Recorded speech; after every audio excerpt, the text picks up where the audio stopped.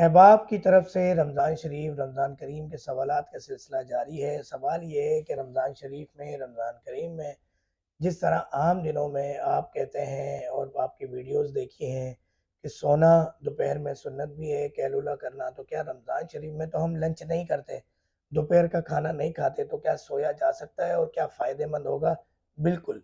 वैसे तो रमज़ान आपको पता है साल में 1 दफ़ा होता है और उसका एक-एक लम्हा निहायत ही कीमती है, इबादतों में गुज़ारें, तिलावत कलाम पाक, नवाफ़िल, फ़र्ज़ नमाज़, तहज्जुद, इशराक में गुज़ारें।